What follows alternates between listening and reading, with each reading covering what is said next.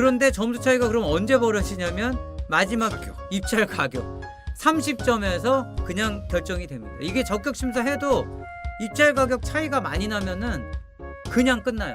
그 최저가 입찰 쓴 업체분이 되셨어요. 나머지 업체들은 PT 정말 잘해주셨고 그 굉장히 합리적인 얘기를 해주셨는데 채점표에서 당해낼 수가 없어. 이게 이 채점표의 함정이에요. 이 채점표의 함정.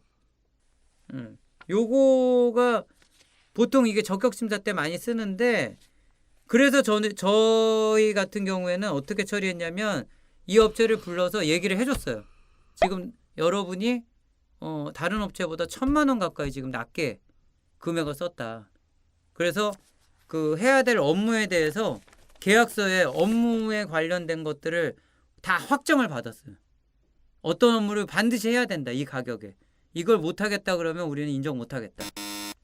그래서 그 아예 계약서에다가 확인해 받고 조경관리 연간계획서라 그래서 이 연간에 뭐뭐뭐 할지까지도 완전히 스케줄표 확정을 받아가지고 이대로 안 할 시에는 계약 위반으로 간주하겠다.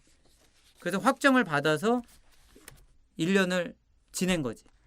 그러니까 1년 동안 저희도 이 계약서 상의 메뉴를 가지고 하는 거죠.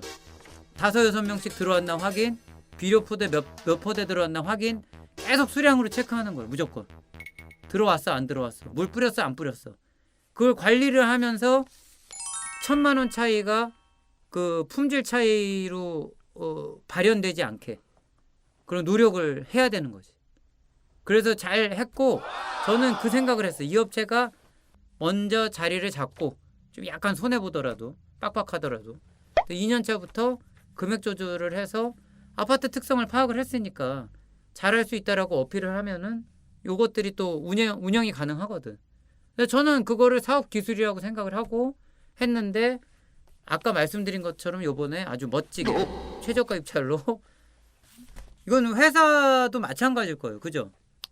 회사에서도 뭐 만약에 용역업체를 봤는데 최저가로 하겠어. 물론 이제 가격이 싼 것들을 보긴 하겠지만 퀄리티 체크가 안 된다 그러면 솔직히 업체 선정할 수 없잖아.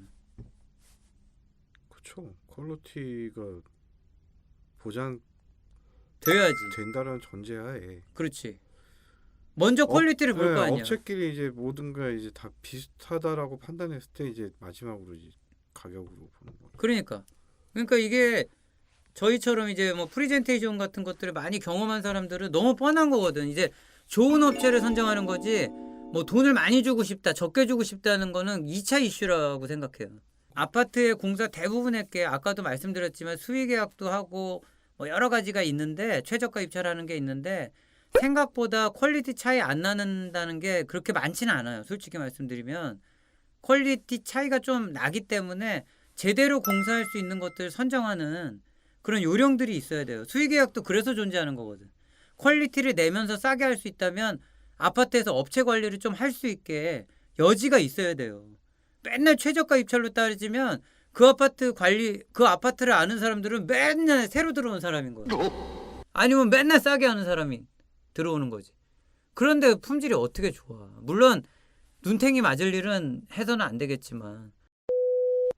어떻게 생각하십니까? 오늘 업체 관련돼서 한번 얘기를 나눠봤는데 피곤한 것 같아요. 돈가스를 먹이지 말 걸 그랬어. 돈가스를 먹고 나니까 그냥 배 갈랄한데. 말씀 들어보니까 만약에 가격을 너무 이제 치중해서 그쪽에 이제 그걸로만 따져가지고 선정을 하면은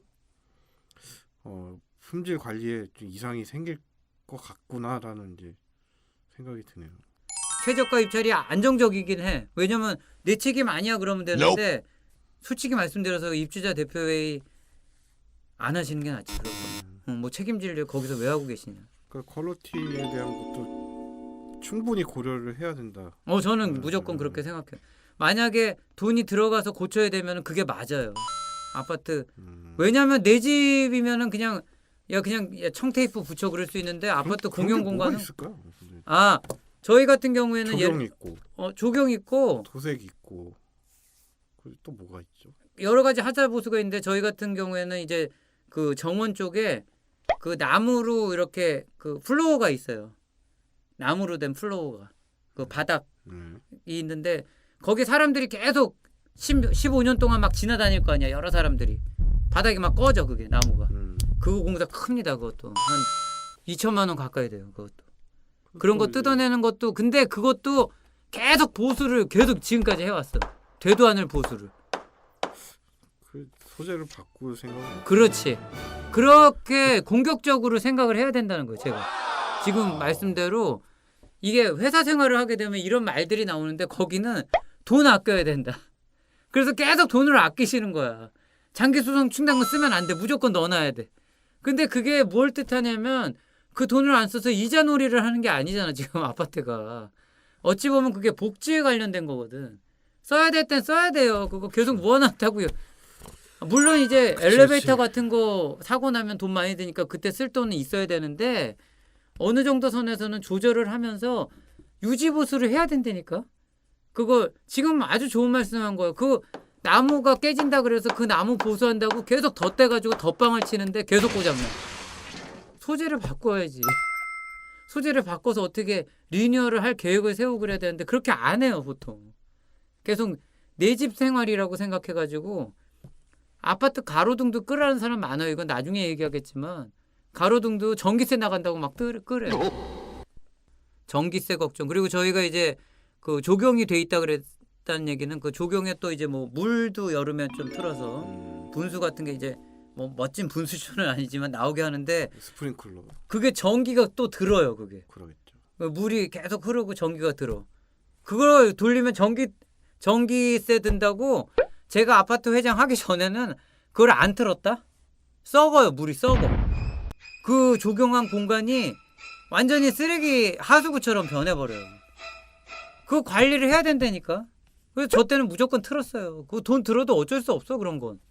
아니면은 말씀하신 것처럼 용도 변경해서 거기를 딴 걸로 만들던 계획을 세워야지. 그거 다 만들어 놓고 안 틀면 어떡해. 그래서 저희는 무조건 여름 때 그냥 틀게 했어요. 그거 안 틀면 기계도 고장나. 그거 다 닦고 고생들 하셨다고. 청소하는 업체랑 관리사무소에서 거기 원체 안 틀어가지고 지저분해져가지고 그 청소도 다 하고 다시 틀었어. 근데 이 아파트 유지 관리하시는 입주자 대표회의 역할인데 입주자 대표회의는 이런 거를 좀 제대로 작동이 될 수 있게 좀 도와주시는 집단이에요.